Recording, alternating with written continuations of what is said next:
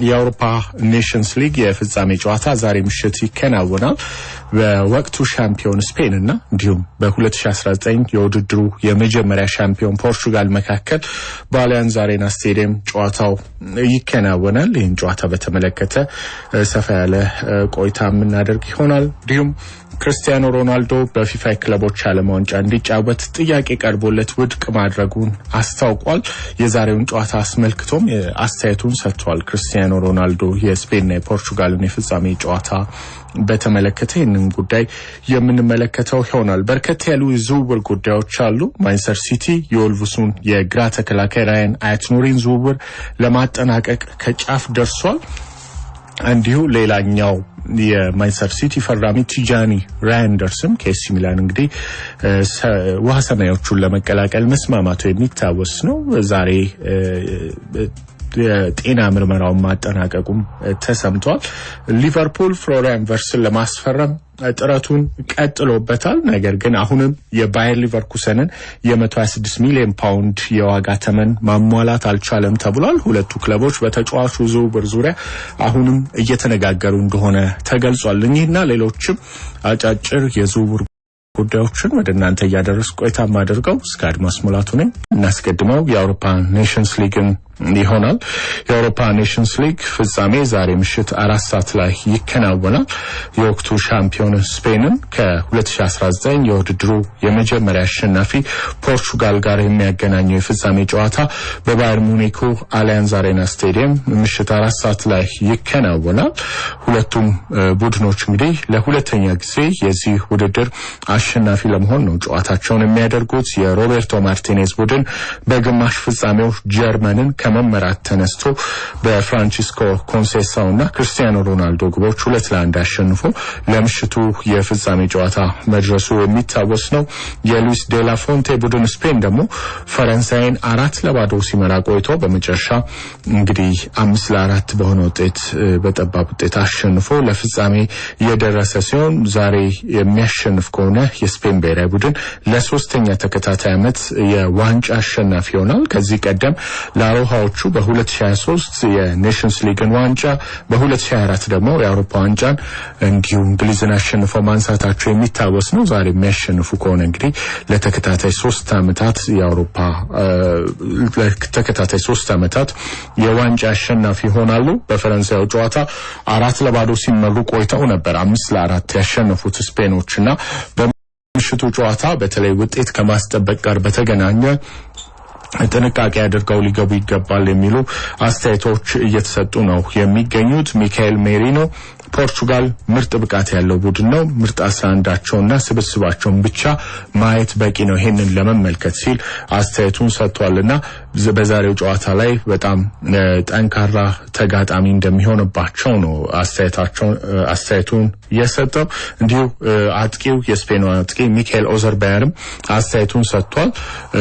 እንዴት ነገሮች እንደሚሆኑ እናውቃለን፣ እንዴት በዛሬው ጨዋታ ላይ መግባት እንዳለብን እናውቃለን፣ ቤተሰቦቻችንን ደጋፊዎቻችንን ማስደሰት እንፈልጋለን ሲልም አስተያየታቸውን ሰጥቷል።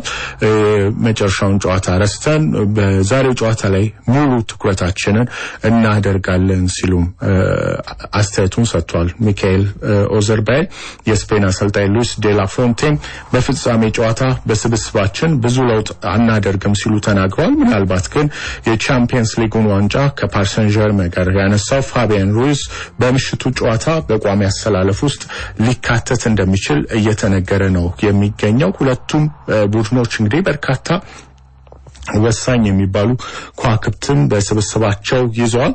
እንግዲህ ተጠባቂ አሰላለፋቸው እየተነገረ ነው የሚገኘው። ስፔን በግብ ጠባቂ በኩል ዩናይ ሲመን ዛሬም ያው በቋሚ አሰላለፉ ይካተታል ተብሎ ነው የሚጠበቀው። ፔድሮ ፖሮ፣ ሊኖርማንድ፣ ሁይሰን እና ኩኩሪያ በተከላካይ መስመሩ ላይ እንደሚጣመሩ የሚጠበቅ ሲሆን ፔድሪ፣ ፋቢያን ሩይዝ እና ያማል እንዲሁ በአማካይ ስፍራው ላይ ሜሪኒዮ፣ ዊሊያምስ እና ኦያዘርባል ደግሞ ከፊት ሆነው እንግዲህ የፊት መስመሩ እንደሚመሩ ይጠበቃል። በፖርቹጋል በኩልም ዛሬ ምናልባት እንግዲህ አንድ ለውጥ እንደሚኖር እየተነገረ ነው የሚገኘው። ቪቲኒያ በዛሬ በቋሚ አሰላለፍ ውስጥ ለሮቤርቶ ማርቲኔዝ ቡድን ሊሰለፍ እንደሚችል እየተነገረ ነው የሚገኘው። ባለፈው እንግዲህ ተቀይሮ ገብቶ በ10 ደቂቃዎች ውስጥ ፍራንቺስኮ ኮንሴሳውና እንዲሁም ክርስቲያኖ ሮናልዶ ላስቆጠራቸው ግቦች ኳሶቹን አመሻሽቶ ማቀበሉ የሚታወስ ነው። የፓሪስ ሰን ዠርሜን አማካኝ እንግዲህ ቪቲኒያ ዛሬ በቋሚ አሰላለፉ እንግዲህ ይገባል ተብሏል። ሮቤርቶ ማርቲኔዝ፣ ዲያጎ ኮስታ ዛሬ በግብ ጠባቂ ቦታ ላይ ኔልሰን ሴሜዶ፣ ሩበን ዲያስ፣ ጎንካሎ ኢናሲዮና ኑኖ ሜንዴዝን በተከላካይ ስፍራው ላይ ቪቲኒያ፣ ብሩኖ ፈርናንዴዝና ጆኦ ኔቬዝን ደግሞ በአማካይ ስፍራው ላይ እንዲሁም በርናንዶ ሲልቫ፣ ሮናልዶና ፔድሮ ኔቶን ደግሞ በፊት መስመር ላይ ያሰልፋሉ ተብሎ ነው የሚጠበቀው። ይሄ ጨዋታ እንግዲህ በተለይ በርካታ ከዋክብትን በያዙ ክለቦች መካከል የሚከናወን ነው የሚሆነው። ከዚህ ጨዋታ ጋር በተገናኘ ክርስቲያኖ ሮናልዶ በተለይ አስተያየቱን ሰጥቷል። አንዳንዶች የክርስቲያኖ ሮናልዶና ላሚን ያማልን የሚያገናኝ ጨዋታ በሚል ጨዋታውን እየገለጹት ነው የሚገኘው። ነገር ግን ክርስቲያኖ ሮናልዶ በዚህ ሐሳብ እንደማይስማማ ተናግሯል። መገናኛ ብዙሃን ነገሮችን ለማጋነን ነው እንደዚህ የሚያቀርቡት እንጂ ሁለታችን አይደለንም የምንጫወተው፣ እንደ ቡድን ነው የምንጫወተው፣ ስፔን ከፖርቹጋል ቡድን ጋር ነው የሚጫወተው ሲልም አስተያየቱን ሰጥቷል። በተለያየ ትውልድ ላይ ነው የምንገኘው። አንዱ ወደ እግር ኳሱ ዓለም በደንብ እየተቀላቀለ ነው፣ ሌላኛው ደግሞ የእግር ኳሱን ዓለም እንግዲህ እየለቀቀ እየወጣ ነውና ስለዚህ የተለያዩ ትውልዶችን የሚያገናኝ ጨዋታ ነው ቢባል ይሻላል ሲል ነው ክርስቲያኖ ሮናልዶ አስተያየቱን የሰጠው። ክርስቲያኖ ሮናልዶ ምናልባትም የዓለም ምርጡን ቡድን የሆነውን ስፔንን ነው ዛሬ የምንገጥመው ሲልም አስተያየቱን ሰጥቷል። በርካቶች ስለ ላሚን እየተናገሩ ነው። እውነት ነው፣ ይገባዋል፣ በጣም ምርጥ ተጫዋች ነው ሲል አስተያየቱን ሰጥቷል። ነገር ግን እኔ እንደ ቡድን ስፔን ምርጥ ነው ብዬ ነው መናገር የምፈልገው። ከላሚን በተጨማሪ ኒኮ ዊሊያምስ እንዲሁም ምርጥ አማካኝ ፔድሪን የመሰለ እንዲሁም ትልቅ እንደ ሉዊስ ዴላፎንቴን የመሰለ ትልቅ አሰልጣኝ ያላቸው በጣም ጠንካራ ናቸው። በጣም ስነ ስርዓት ያለው በጣም ዲሲፕሊን ሆነ ቡድን ያላቸው ሲል አስተያየቱን ሰጥቷልና ሁለታችንን ብቻ ማነጻጸር አይገባም ሲልም አስተያየቱን ሰጥቷል። በተለይ ፖርቹጋላዊ ኮከብ ላሚን ያማልን በተመለከተ በሰጠው አስተያየት ነፃ ልናደርገው ይገባል ሲል አስተያየቱን ሰጥቷል። ከጫና ነፃ ልናደርገውና ራሱን እንዲያሳይ እድል ልንሰጠው ይገባል ሲል ነው እንግዲህ አንጋፋው አጥቂ የተናገረው። ገና 17 ዓመቱ ነው። ራሱን የሚያሳድግበት ምርጥ ቡድን ውስጥ ነው የሚገኘው። በጣም ብልህ ነው ሲልም አስተያየቱን ሰጥቷልና ነገር ግን ከጫና አድርገን ራሱን እንዲገልጽ ብቻ ነፃነት ልንሰጠው ይገባል ሲልም ላሚን ያማልን በተመለከተ አስተያየቱን ሰጥቷል። ከሱ ልጅ ከክርስቲያኖ ሮናልዶ ጁኒየር በ3 ዓመት ብቻ እንደሚያንስ በመግለጽ እኔም ልጄም በጣም እንወደዋለን፣ እንደውም በመልክም በቆዳ ቀለሙም የራሴ ልጅ ነው የሚመስለው ሲል ነው ላሚን ያማልን የገለጸው። እኔም ልጄም በጣም ላሚን ያማልን እንወደዋለን ሲልም ነው አስተያየቱን የሰጠው። ነገር ግን የራሱን የፈለገውን ነገር በእግር ኳሱ ዓለም እንዲያሳይ ከጫና ነፃ ልናደርገው ይገባል ሲል ነው አንጋፋው አጥቂ ክርስቲያኖ ሮናልዶ አስተያየቱን የሰጠው። ሁለቱ ክለቦች የሚያደርጉት የፍጻሜ ጨዋታ እንግዲህ እጅግ በጣም ተጠባቂ ነው። ሮቤርቶ ማርቲኔዝ ከስፔን ጋር ብዙ ስትጫወት ኳሷን መቆጣጠር እንደሚያስፈልግ ትረዳለህ። በኳስ ቁጥጥር ጨዋታው እንዴት እንደሚቆጣጠሩ ከቦታው እንዴት ሊያወጡ እንደሚሞክሩ መረዳት ያስፈልጋል ሲሉ ተናግሯል። ምክንያቱም ይሄ ከልጅነታቸው ጀምሮ በደማቸው ውስጥ ያለ አጫዋት ነው። ተጫዋቾቻቸውን በዚህ መልኩ ነው የሚያሳድጉት። እኛ ደግሞ እንግዲህ በጥንቃቄ መግባት ይኖርብናል። በተለይ አሁን ላይ ፍጥነትም ጨምረው ኒኮ ዊሊያምስ እና ላሚን ያማልን የመሳሰሉ ተጫዋቾችን በክንፍ በኩል ይዘዋል። አሁን ላይ በዓለም ምርጡን ቡድን ነው የምንገጥመው። በሽግግር በጣም ፈጣን ናቸው። እንዴት መጫወት ኳሱን እንዴት መቆጣጠር እንዳለብንና እንዴት መከላከል እንዳለብን ዛሬ መረዳት ይኖርብናል። ምክንያቱም በሁሉም ዘርፍ በጣም ሙሉ የሆነውን ቡድን ስለምንገጥም ሲሉ ነው አስተያየታቸውን የሰጡት። ሉዊስ ዴላፎንቴን በአውሮፓ ካሉት 5 ምርጥ ቡድኖች ውስጥ 4ቱ በዚህ ውድድር ውስጥ አሉ። በጣም ከባድ ውድድር ነው። ብዙ ነገር ካንተ የሚፈልግ ውድድርና ፈታኝ ውድድር ነው ሲሉ የኔሽንስ ሊግ ውድድሩን ገልጸውታል። እነሱ ብዙ ክህሎት ያላቸው ፈጣንና ሁለገብ ተጫዋቾች አሏቸው። እኛም በተመሳሳይ እንዲሁ ወሳኝ ወጣት ፈጣን ሁለገብ ተጫዋቾች አሉን። ጥንካሬያችንን ተጠቅመን የዛሬውን ጨዋታ ለማሸነፍ ሁሉንም እናደርጋለን ሲሉም ነው ሉዊስ ዴላ ፎንቴ የስፔን አሰልጣኝ አስተያየታቸውን የሰጡት። ከዚህ ጨዋታ አስቀድሞ 10 ሰዓት ላይ ደግሞ ጀርመን ከፈረንሳይ ለደረጃ ጨዋታቸውን የሚያከናውኑ ይሆናል። በጣም ተጠባቂው ግን ምሽት 4 ሰዓት ላይ በአሊያንዝ አሬና ስቴዲየም የሚከናወነው የፍጻሜ ጨዋታ ይሆናል። በተለይ ሁለቱም ቡድኖች አሁን ላይ በዓለም እግር ኳስ በጣም ምርጥ የተባሉ ተጫዋቾችን ይዘው ነው የሚገኙትና በተለይ በባሎን ዶሩን ላሚን ያማል ለማሸነፍ በሚያደርገው ጥረት ምናልባትም ይሄንን የአውሮፓ ኔሽንስ ሊግ ዋንጫ ከስፔን ብሔራዊ ቡድን ጋር የሚያነሳ ከሆነ ባሎን ዶር የሚያሸንፍበትን እድል ያሰፋል የሚሉ አስተያየቶች ጭምር እየተሰጡ ከመሆኑ ጋር በተገናኘ በጣም ተጠባቂ ፍጻሜ ጨዋታ ነው የሚሆነው። ክርስቲያኖ ሮናልዶ በፊፋ ክለቦች ዓለም ዋንጫ እንዲጫወት ጥያቄ ቀርቦለት ውድቅ ማድረጉን አስታውቋል።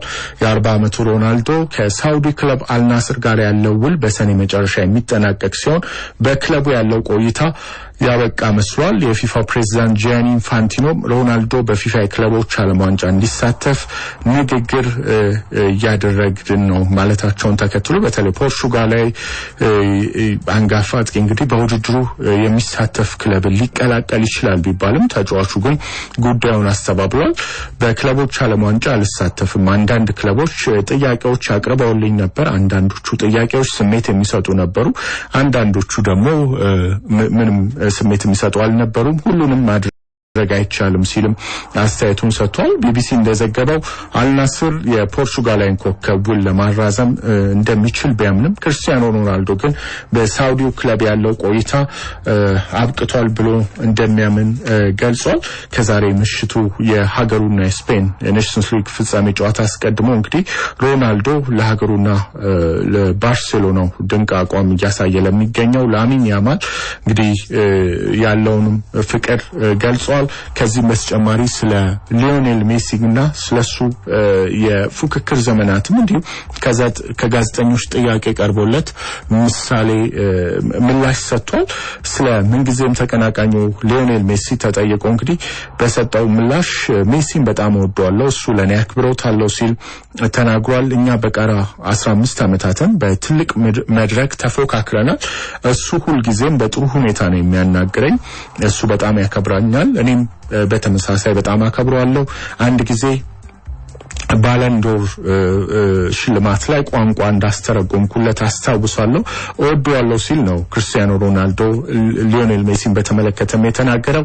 ጫማውን መቼ እንደሚሰቅልም የተጠየቀው ሮናልዶ ነገ ጧት ተነስቼ ከዚህ በኋላ መጫወት አልፈልግም ልል እችላለሁ፣ ነገር ግን አሁን ላይ ደስተኛ ነኝ ሲል አስተያየቱን ሰጥቷል። 40 ዓመቴ ቢሆንም ከ20 ዓመት በታች ከኔ ከሆኑ ወጣት ሶች ጋር እየተፎካከርኩ እየተጫወትኩ ነው። አሁንም ቢሆን በጣም ጥሩ መነቃቃት አለኝ ሲልም አስተያየቱን ሰጥቷል።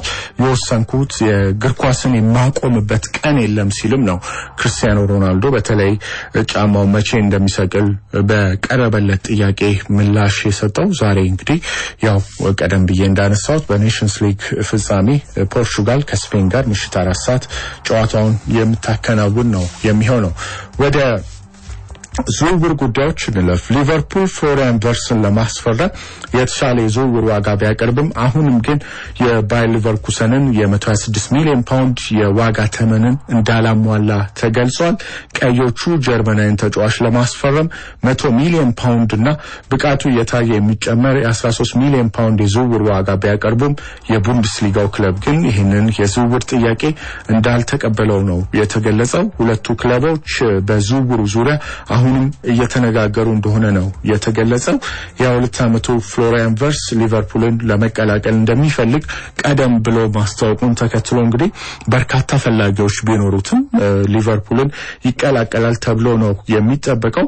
በቀጣዩ ሳምንት በተለይ ሁለቱ ክለቦች ወሳኝ የተባለ ድርድር እንደሚያደርጉም እየተገለጸ ነው የሚገኘው። ምናልባትም አማካይ መንገዱን አግኝተው በዝውውር ገንዘቡ ዙሪያ ከስምምነት ይደርሳሉ ተብሎ ነው የሚጠበቀው። ሊቨርፑል የባየር ሊቨርኩሰንን የ126 ሚሊዮን ፓውንድ የዝውውር ዋጋ የሚቀበል ከሆነ ፍሎሪያን ቨርትስ በእንግሊዝ ሪከርድ በሆነ ዋጋ እንግዲህ ቀዮቹን የሚቀላቀል ነው የሚሆነው። የእንግሊዝ የዝውውር ሪከርድ የነበረው ቼልሲ ሞይሰስ ካይሴዶን ከብራይተን 115 ሚሊዮን ፓውንድ በመክፈል ያስፈረመበት የዝውውር ዋጋ እንደነበረ የሚታወስ ነው። አሁን ግን ሊቨርፑሎች ለባየር ሊቨርኩሰን አጥቂ ፍሎሪያን ቨርትስ 126 ሚሊዮን ፓውንድ የሚከፍሉ ከሆነ ይሄ የዝውውር ዋጋ ሪከርድ የሚሰበር ነው የሚሆነው። ዝውውሩ እስካሁን ያልተጠናቀቀው የተጫዋቹ አሳዳጊ ክለብ ኮሎኝ ከዝውውሩ የተወሰነ ድርሻ ለማግኘት ጥያቄ ማቅረቡን ተከትሎ እንደሆነ እየተገለጸ ነው የሚገኘው። ፍሎሪያን ቨርትስ ኮሎኝን በህፃንነቱ በ2010 የተቀላቀለ ሲሆን ከ10 ዓመት በኋላ በ17 ዓመቱ ነበር ባየር ሊቨርኩሰንን በ2020 የተቀላቀለው። በፊፋ የመመሪያ መሰረት ማንኛውም ክለብ አንድ ተጫዋችን ከ12 እስከ 23 ዓመት ባለው እድሜ ውስጥ ለተጫዋቹ የእግር ኳስ እድገት ለሰራበት 5% ከዝውውር እንዲያገኝ ይደነግጋል። ይህም ማለት እንግዲህ ከሽያጩ 5% ወደ 5 ሚሊዮን ፓውንድ አካባቢ የልምምድ ካሳ በሚገኝ ኮሎኝ ከፍሎሪያን ቨርትስ ዝውውር ማግኘት ይኖርበታል ማለት ነው። በዚህም ጉዳይ እንግዲህ ኮሎኞች ጥያቄ እንዳቀረቡ ተገልጿል። ተጫዋቹ እንግዲህ ከ7 ዓመቱ ጀምሮ ለ9 ዓመት ተኩል በኮሎኝ ነበር ያሳለፈውና ከ5 ሚሊዮን ፓውንድ በላይ እንግዲህ ድርሻ ከዝውውሩ ያገኛል ተብሎ ነው የሚጠበቀው የቡንደስሊጋው ክለብ ኮሎኝ። ቨርትስ እንግዲህ ባለፈው ረቡዕ በኔሽንስ ሊግ ግማሽ ፍጻሜ ጀርመን በፖርቹጋል 2-1 በተሸነፈችበት ጨዋታ ብቸኛዋን ግብ ማስቆጠሩ የሚታወስ ነው። ባለፈው ዓመትም ባየር ሊቨርኩሰን እንግዲህ ክስተት ሆኖ የጀርመን ቡንደስሊጋን እንዲያነሳ ትልቅ አስተዋጽኦ ካበረከቱ ተጫዋቾች አንዱ እንደነበረ ፍሎሪያን ቨርትስ የሚታወስ ነው። በርካታ የአውሮፓ ክለቦች ሲፈልጉት ቢቆዩም አሁን ላይ ግን መዳረሻው ሊቨርፑል እንደሆነ እንግዲህ መረጃዎች እየጠቆሙ ነው የሚገኙት። በተደጋጋሚ ገንዘብ የዝውውር ዋጋዎችን ቀዮቹ እንግዲህ ያሻሻሉ ያቀርቡ ነው የሚገኙት። ትላንትና 113 ሚሊዮን ፓውንድ ነው ያቀረቡት። አሁንም ግን ከባየር ሊቨርኩሰን ከተጫዋቹ ዝውውር ከሚፈልገው 126 ሚሊዮን ፓውንድ እንግዲህ በ13 ሚሊዮን ፓውንድ ያነሰ ነው። ስለዚህ ይሄንን የሚያሻሽሉ ከሆነ በቀጣዩ ሳምንት በተለይ ዝውውሩን ያጠናቅቃል ተብሎ ነው የሚጠበቀው። ቸልሲ የቦሩሲያ ዶርትመንዱን የክንፍ ተጫዋች ጃሚ ባይኖ ጊተንስን ለማስፈረም ከ35 ሚሊዮን ዩሮ በላይ እንዳቀረበ ተሰምቷል። ሰማያዎቹ የመነሻ የዝውውር ጥያቄያቸውን ከ35 ሚሊዮን ዩሮ በላይ እንዳቀረቡ የተገለጸ ሲሆን አሁንም ግን ቦሩሲያ ዶርትመንድ በዝውውሩ እንዳልተስማማ ነው የተገለጸው። በጉርሻ መልክ ከዚህ በተጨማሪ ክፍያዎችን ዶርትመንዶች እንደሚፈልጉ ተገልጿል። ባይኖ ጊተንስ የ7 ዓመት ውል ለቸልሲ ለመፈረም የተስማማ ሲሆን በደሞዝና በሌሎች ጉዳዮች ከምዕራብ ለንደኑ ክለብ ጋር ከስምምነት እንደደረሰ ነው የተገለጸው። የ20 ዓመቱ እንግሊዛዊ ከማንቸስተር ሲቲ አካዳሚ አድጎ ነው ቦሩሲያ ዶርትመንድን በ2020 የተቀላቀለው። ስለዚህ ማንቸስተር ሲቲ ከሽያጩ 10% እንደሚያገኝም ነው የተነገረው። ባለፈው ዓመት ለቦሩሲያ ዶርትመንድ 32 ጨዋታዎችን አድርጎ 8 ግቦችን ያስቆጠረው ጃሚ ባይኖ ጊተንስ በዘንድሮ የኒኮ ኮቫች እንግዲህ አዲሱ የዶርትመንድ አሰልጣኝ ስብስብ ውስጥ ብዙ ካጫወት መንገዳቸው ጋር መስማማት ስላልቻለ ብዙ የመሰለፍ እድል እንዳላገኘ ነው የተገለጸው። ቸልሲ ግን ይሄንን ተጫዋች እንግዲህ የግላቸው ለማድረግ ከጫፍ እንደደረሱ ነው እየተነገረ የሚገኘው። ምናልባትም ከፊፋ የክለቦች ዓለም ዋንጫ በኋላ ይህንን ተጫዋች የግላቸው ለማድረግ ጥረቶችን እንደሚያደርጉ እየተነገረ ነው የሚገኘው። የቸልሲ ግብ ጠባቂ ኬፓ አሪዛባላጋ አርሰናል ለመቀላቀል ተስማምቷል። መድፈኞቹ የስፔናዊን ግብ ጠባቂ የ5 ሚሊዮን ፓውንድ የውል ማፍረሻ ለመክፈል እንደተስማሙ ነው የተነገረው። ኬፓ የዴቪድ ራያ ተጠባባቂ እንደሚሆንም ነው የተገለጸው። ጥሩ ቢባል የውድድር ዓመት ማሳለፉ ኬፓ ኬፓ አሪዛባላጋ የሚታወስ ነው። ይህንንም ተከትሎ እንግዲህ አርሰናል ይህንን ተጫዋች ለማስፈረም ከስምምነት ደርሷል ሲል ነው ኢቭኒንግ ስታንዳርድ የዘገበው። 30 ዓመቱ ነው ይሄ ተጫዋች እንግዲህ ስለዚህ ገና አሁንም ብዙ ማበርከት እንደሚችል እየተነገረ ነው የሚገኘው። ለቁጥር 1 ተመራጭነት እንግዲህ ከዴቪድ ራያ ጋር ጥሩ ፉክክር ያደርጋሉ ተብሎ ነው የሚጠበቀው። መድፈኞቹ የተጫዋቹን የ5 ሚሊዮን ፓውንድ የውል ማፍረሻ ከፍለው እንግዲህ ተጫዋቹን የግላቸው ለማድረግ እንግዲህ ከስምምነት እንደደረሱ ነው የተነገረው። የስፓኞሉን ግብ ጠባቂ ዮሐን ጋርሺያ ለማስፈረም አርሰናሎች ጥረት ሲያደርጉ መቆየታቸው የሚታወስ ነው። አሁን ግን ፊታቸውን ወደ ቸልሲ ግብ ጠባቂ አዙረው እንግዲህ እንዳስፈረሙ ተገልጿል። በውሰት በበርንማውዝ ነበር የተጠናቀቀውን የውድድር ዓመት ማሳለፍ የቻለው። ተቀዳሚ ግብ ጠባቂ ሆኖም ጥሩ የሚባል ጊዜ ማሳለፉ የሚታወስ ነው። በ2023-24 የውድድር ዓመት በሪያል ማድሪድ ማሳለፉ የሚታወስ ነው። ኬፓ አሪዛባላጋ በ2017 ነበር በ72 ሚሊዮን ፓውንድ ከአትሌቲክ ቢልባኦ እንግዲህ ቸልሲን የተቀላቀለው። የስፔን ብሔራዊ ቡድንን በ13 ጨዋታዎች ላይ መወከሉ የሚታወስ ነው። ትላንትና እንግዲህ አርሰናልን ለመቀላቀል ከስምምነት ደርሷል ኬፓ አሪዛባላጋ። ሌላኛው የዝውውር ጉዳይ የሚሆነው ማንቸስተር ሲቲ የወልቭሱን የግራ ተከላካይ ራያን አይትስ-ሙሪን ዝውውር ለማጠናቀቅ ከጫፍ እንደደረሰ እየተነገረ ነው የሚገኘው። 31 ሚሊዮን ፓውንድ ከፍሎ የግራ ተከላካዩን እንግዲህ ለማስፈረም ሲቲ ከስምምነት ደርሷል ተብሏል። የ24 ዓመቱ ተጫዋች የጤና ምርመራው በዚህ ሳምንት እንግዲህ የረፍት ቀናት እንደሚያከናውን ተገልጿል። የተጫዋቹ ብቃት እየታየ ማንቸስተር ሲቲ 5 ሚሊዮን ፓውንድ ሊጨምር እንደሚችልም እየተነገረ ነው የሚገኘው። በተለይ ዝውውሩን የክለቦች ዓለም ዋንጫ ከመጀመሩ አስቀድሞ ለማጠናቀቅ ማንቸስተር ሲቲዎች በጣም እየተረባረቡ እንደሆነ እየተገለጸ ነው የሚገኘው። አልጄሪያዊ ተጫዋች በተለይ የፔፕ ጋርዲዮላን የረጅም ጊዜ የግራ ተከላካይ ችግር ይፈታል ተብሎ ነው የሚጠበቀው። የተለያዩ ተጫዋቾችን ተጠቅሞ ነበር ፔፕ ጋርዲዮላ በዚህ በግራ ተከላካይ ላይ ኦሌክሳንደር ዚንቼንኮ፣ ዮ ካንሴሎ፣ ጆስኮ ግቫርዲዮል በተደጋጋሚ የዚህ ቦታ ላይ ማሰለፉ የሚታወስ ነው። በቅርብ ዓመታት እንዲሁ ቤንጃሚን ሜንዲን ከወጣ በኋላ እንግዲህ በዚህ ቦታ ላይ ሁነኛ የሚባል ተጫዋች ማግኘት አልቻሉም ፔፕ ጋርዲዮላ። ይሄንንም ለማስተካከል ይመስላል ይሄንን ወጣት እንግዲህ ከወልቭስ በ31 ሚሊዮን ፓውንድ ለማስፈረም የተስማሙት ተብሏል። ኒኮ ኦራይሊን እንዲሁ በይህ ቦታ ላይ መሰለፉ የሚታወስ ነው። በኤፍኤ ካፕ ፍጻሜ በክሪስታል ፓላስ በተሸነፉበት ጨዋታ።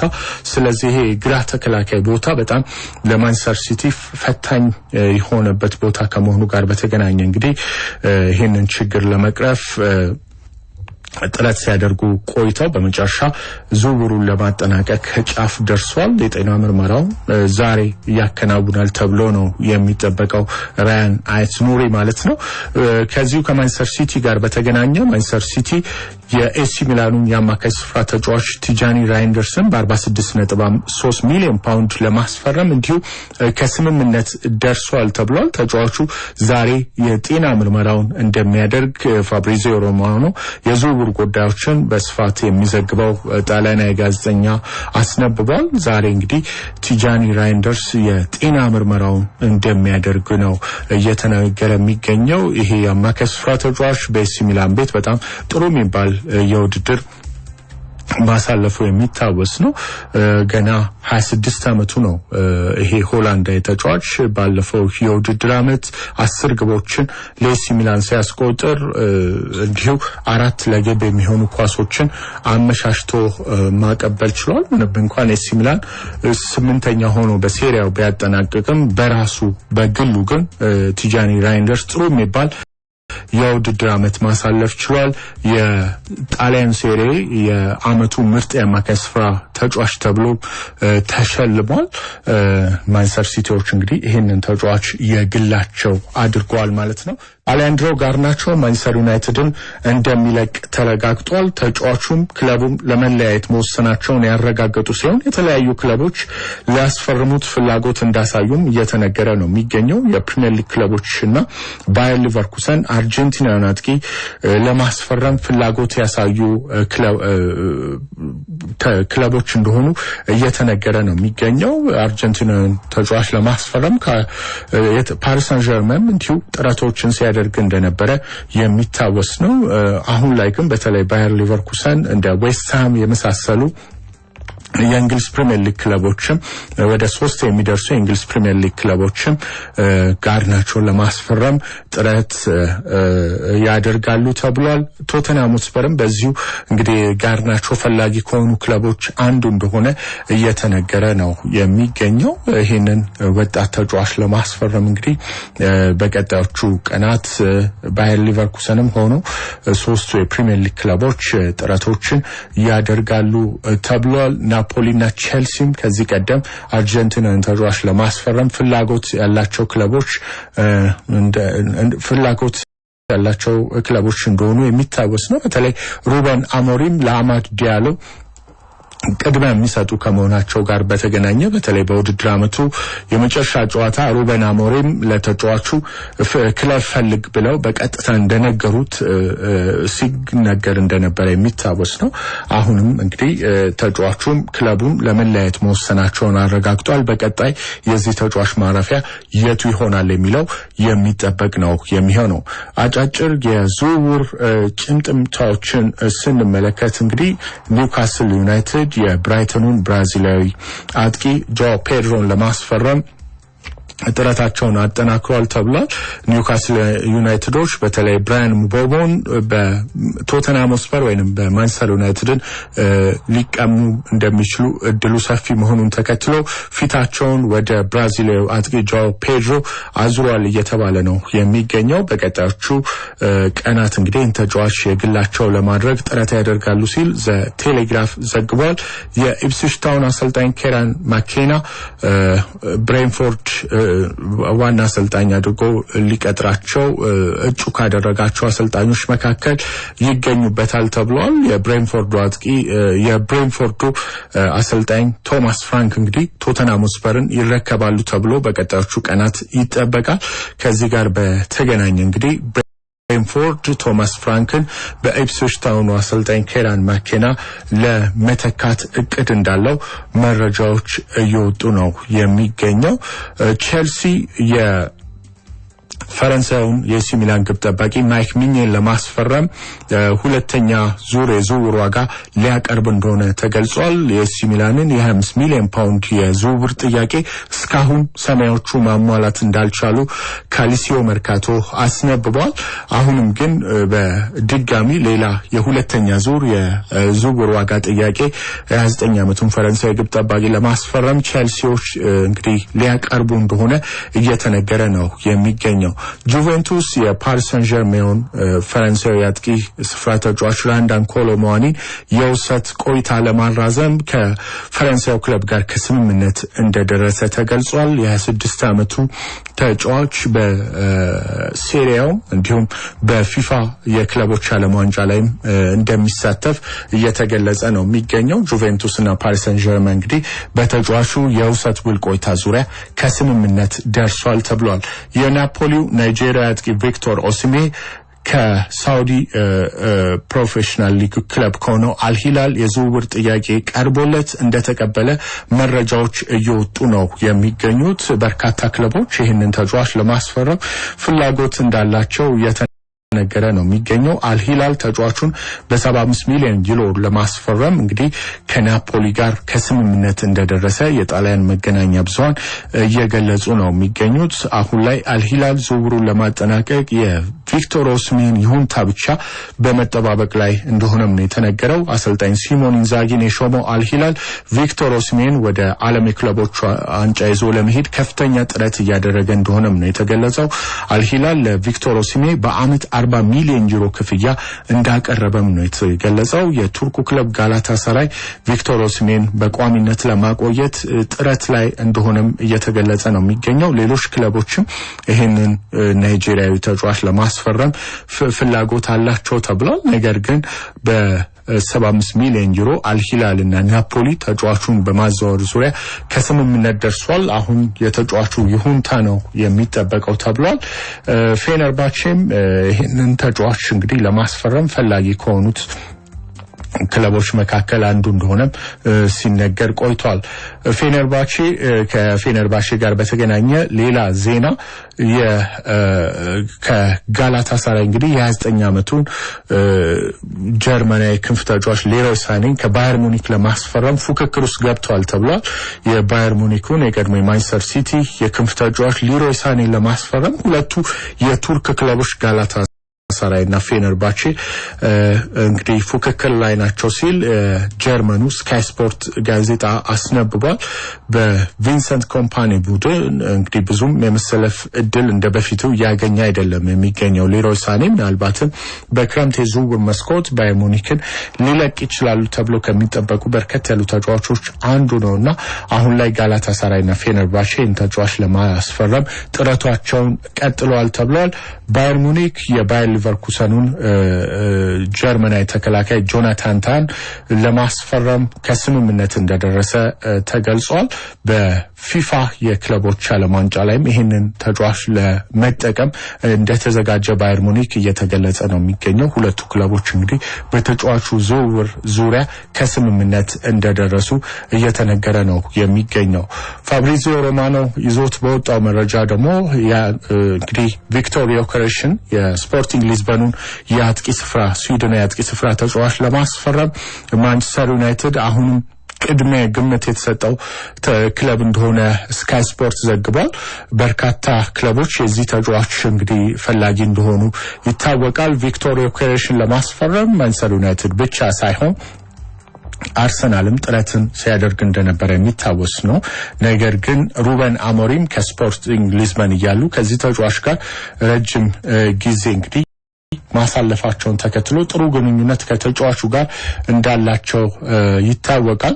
ይህንንም ተጠቅመው እንግዲህ ተጫዋቹን የማንቸስተር ዩናይትድ ለማድረግ እድላቸው ሰፊ እንደሆነ እየተነገረ ነው የሚገኘው። ፋብሪዚዮ ሮማኖ ይዞት በወጣው መረጃ ተጫዋቹ እንግዲህ ማንቸስተር ዩናይትድን ለመቀላቀል ይፈልጋል የሚሉ መረጃዎች በስፋት እየወጡ ነው የሚገኙት። በጣም ድንቅ የሚባል ጊዜ ነው በስፖርቲንግ ሊዝበን ያሳለፈ የሚገኘው። በስፖርቲንግ ሊዝበን ባደረጋቸው 102 ጨዋታዎች 97 ግቦችን ማስቆጠር ችሏልና በፖርቹጋል ሊጋ አንድም እንግዲህ ድንቅ የሚባል የውድድር ዓመት ማሳለፉ የሚታወስ ነው። ስዊድናዊ ኮከብ ይህንን ተከትሎ ምናልባት በክረምት የዝውውር መስኮት ማንቸስተር ዩናይትድን ይቀላቀላል የሚሉ ግምቶች በስፋት እየወጡ ነው የሚገኙት። ለዛሬ የነበሩን ስፖርት መረጃ ወሬዎቻችን ይህን ነው።